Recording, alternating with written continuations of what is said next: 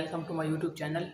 तो आज की इस वीडियो में पढ़ेंगे कि फ़ंक्शन किसको कहते हैं। ठीक है, इससे पहले मैंने ये वीडियो में आपको कहा था कि हम कौन कौन से सब्जेक्ट पढ़ने वाले हैं। ठीक है, तो इससे पहले वीडियो अगर वीडियो आपने नहीं देखी तो आप डिस्क्रिप्शन में पड़ी हुई है, ठीक है, वो देख लें आप। तो इसके बाद हम पहला जो वो टॉपिक है वो हम फंक्शन पढ़ेंगे। फंक्शन के बाद हम बाकी सब्जेक्ट की तरफ आएंगे। ठीक है, सबसे पहले हम फंक्शन पढ़ेंगे कि फंक्शन कहते हैं किसको है। तो फंक्शन एक ऐसा रिलेशन है जहाँ पे हर एक इनपुट का एक पार्टिकुलर आउटपुट होता है। मतलब एक फंक्शन है और ये रिलेशन मतलब दो मतलब दो या तीन कोई भी मतलब सेट के दरमियान जो रिलेशन बनता है वही होता है। लेकिन ये फंक्शन है, फंक्शन हमेशा दो ही सेट के दरमियान जो रिलेशन बनता है वो मेरे पास फंक्शन उसी में होता है। तो फंक्शन एक ऐसा रिलेशन है जहाँ पे हमारे पास हर एक इनपुट का एक पर्टिकुलर आउटपुट होता है। जैसे कि फॉर एग्जांपल हम जैसे कि कहते हैं कि हम अगर 2 पुट करें तो 3 दें हमें ये। मतलब हमने 2 हमारे पास क्या होता है, इनपुट होता है, और ये मेरे पास क्या होता है, आउटपुट होता है। मतलब अगर एक और एग्जांपल हम ले लें कि f of x is equal to 3, अगर हम x की जगह हम एक्स स्क्वेयर अगर हम ले रहे हैं, अगर हम x की जगह ले रहे हैं कि 1 है तो x 1 इज इक्वल टू 1। तो हमारे पास ये इनपुट है और ये इसका एक पार्टिकुलर आउटपुट है। तो आप इनपुट दोगे तो आपको आउटपुट मिलेगा।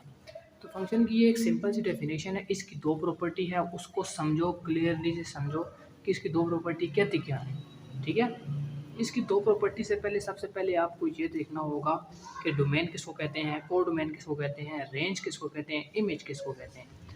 तो डोमेन सबसे पहले देखते हैं कि डोमेन किसको कहते हैं। जैसे कि फॉर एग्जांपल मैं एक सेट ले लेता हूँ 1 2 3 4, और एक मेरे पास बी सेट है जिसको मैं कहता हूँ 7 8 9 10। ठीक है, ये मैं ले लेता हूँ ए में सेट, ये ए सेट है, ये बी सेट है। ए में कौन कौन से एलिमेंट है, 1 2 3 4, बी में 7 8 9 10। इस पे एक फंक्शन डिफाइन है। क्या है, फंक्शन की बात हो रही है ना। तो डोमेन क्या कहता है कि the domain of a function is a set of its possible input. Possible input का मतलब क्या है कि जितने भी आपके पास मुमकिन हो सके वो सारे इनपुट क्या कहलाते हैं, डोमेन। मतलब ये सारे आपके एक डोमेन सेट भी होता है। इसको क्या कहते हैं कि ये एक डोमेन सेट भी है। ये असल में एक सेट ही को कहते हैं डोमेन सेट। कोड डोमेन क्या कहता है, the code domain of a function is a set of its possible output. मतलब क्या, मतलब ये एक ऐसा फंक्शन का सेट है कि जिसमें हमारे पास जितने भी मुमकिन हो सके आउटपुट हो। तो ये इसके आउटपुट कहलाते हैं। इसको क्या कहते हैं, को डोमेन। ये सेट डोमेन का सेट होता है, ये फुल को डोमेन का होता है। ठीक है, अब सबसे पहले हम इन दोनों को समझ चुके हैं। अब हम देखेंगे कि इमेज किसको कहते हैं। ठीक है, इमेज किसको कहते हैं, इमेज किसको कहते हैं। इमेज की डेफिनेशन आप अगर नोट करना चाहें तो आप नोट कर सकते हैं। ये कहता है कि the image of a function, the image of a function is a set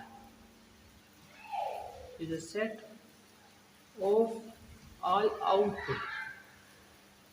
मतलब क्या, a set of the image of a function is a set of all output। अब आप तो सोच रहे होंगे कि इमेज और कोड डोमेन में तो कोई फ़र्क नहीं है। बहुत फ़र्क है। इसमें पॉसिबल हैं, जितने भी हैं सारे आउटपुट, वो सारे आउटपुट आपको क्या कहलाते हैं, वो कोड डोमेन का एक सेट होता है। इमेज वो होती है, अब मैं बताता हूँ कि इमेज कहते हैं किसको है। इमेज सबसे पहले आप ये समझ लें कि ये एक इनपुट है 1।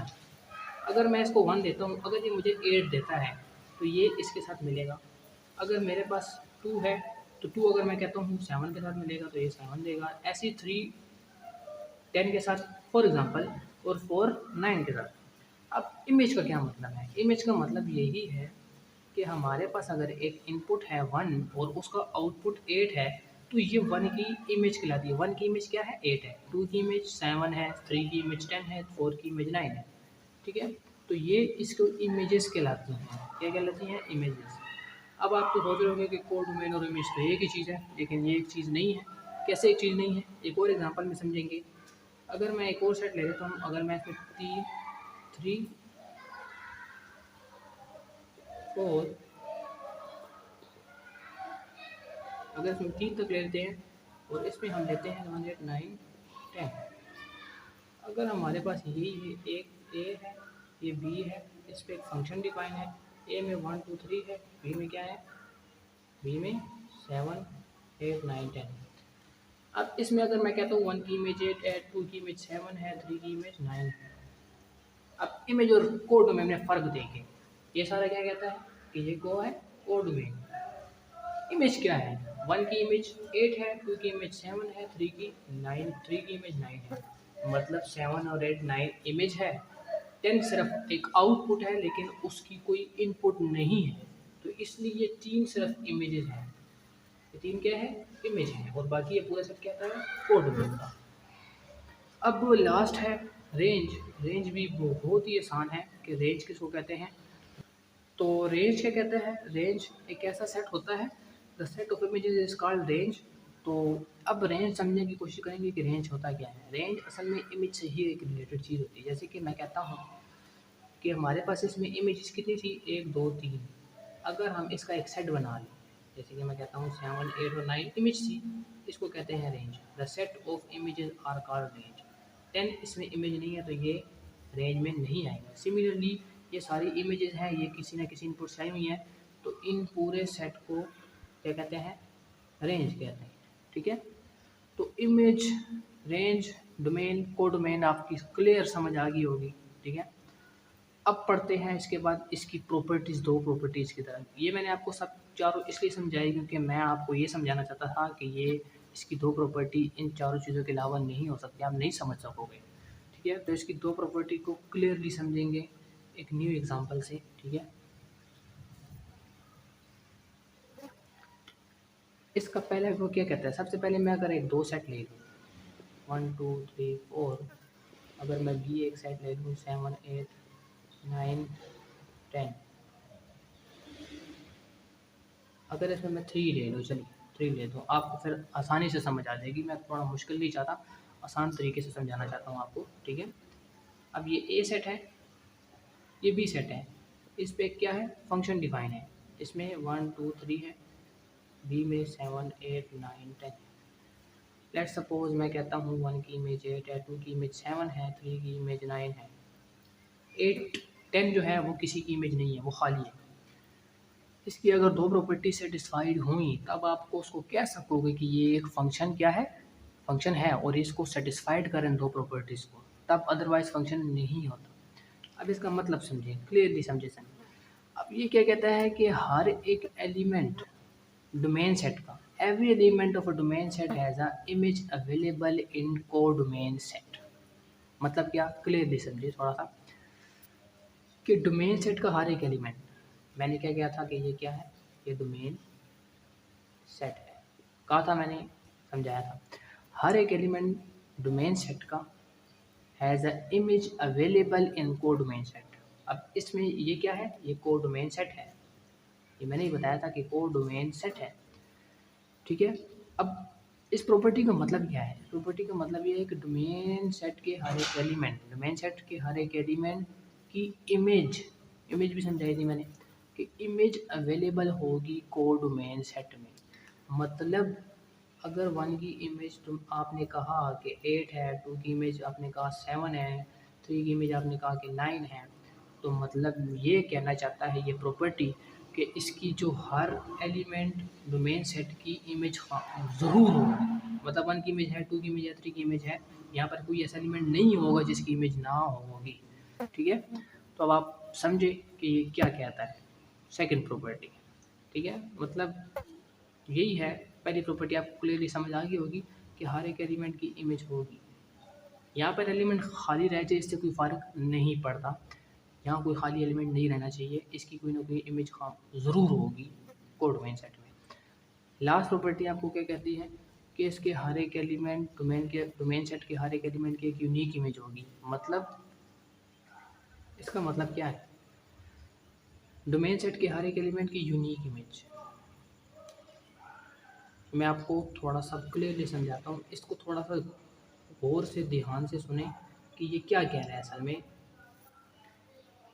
फंक्शन डिफाइन है, इस पर यूनिक किसको कहते हैं, एक को, जिसका एक ही हो, और यूनिक इमेज हो, एक ही इमेज हो, किसके, every element of a domain set. Domain set के हर एक एलिमेंट की यूनिक इमेज हो, एक इमेज हो। मतलब अगर 1 की इमेज 7 है तो डोमेन सेट के एक एलिमेंट की यूनिक इमेज एक आ गई, लेकिन अब इस एलिमेंट की कोई दूसरी इमेज नहीं हो सकती है, इसकी एक ही होगी। ये असल में सेकंड प्रॉपर्टी कह रहा है, ठीक है। हाँ, अब देखिए 2 की इमेज 8 है, 3 की इमेज 9 है, हर एक की यूनिक इमेज है, हर एक की एक इमेज है। ऐसा हो सकता है कि 2 की इमेज भी 7 हो, मतलब 2 एलिमेंट की इमेज 7 हो, ये हो सकता है, लेकिन इसके एलिमेंट की एक ही इमेज होगी। ये बस मैं आपको समझाना चाहता था, ठीक है। तो उम्मीद है कि आपको ये समझ आ गई होगी कि इसकी सेकंड और पहली प्रॉपर्टी आपको क्या कहती है, ठीक है। जैसे कि ये अगर आप कहें ना कि 2 एलिमेंट की एक आउटपुट कैसे आएगा, तो ये मैं आपको थोड़ा सा एनालिटिकल बताता हूँ। लेट मेरे पास फॉर एग्जांपल 2 इनपुट है। अगर मेरे पास एक फंक्शन है एक्स स्क्वेयर और एक मेरे पास एक्स की वैल्यू 1 और एक -1 है। अगर हम इसमें 1 पुट करते हैं तो आपको ये क्या कहता है कि ये 1 देता है आपको। अगर मैं -1 पुट करता हूँ तो ये क्या कहता है कि ये 1 देता है। मतलब ये कि 1 भी पुट किया 1 दिया, -1 भी पुट किया 1 भी दिया। मतलब 2 इनपुट डिफरेंट दिए और आउटपुट क्या आया, सेम आया। इमेज क्या आई, सेम आई। तो यही है इसकी वजह कि ये हो सकता है, लेकिन ये नहीं हो सकता। अब आप खुद भी सोचो कि अगर मतलब यूनिक इमेज का मतलब यही है कि अब 3 की इमेज 8 है, मतलब इसकी एक यूनिक इमेज है 8 है, तो इसकी इमेज जो है वो 8 है। लेकिन अब ऐसा तो नहीं हो सकता कि इसकी इमेज 9 भी हो। अब आप किसने कहा है कि अगर आप एक चीज़ पुट करो और वो आपको 2 आउटपुट दे, ऐसा नामुमकिन है। और वो फंक्शन ही नहीं होगा, पहली बात तो ये है। फंक्शन से बाहर वाली बात हो जाएगी।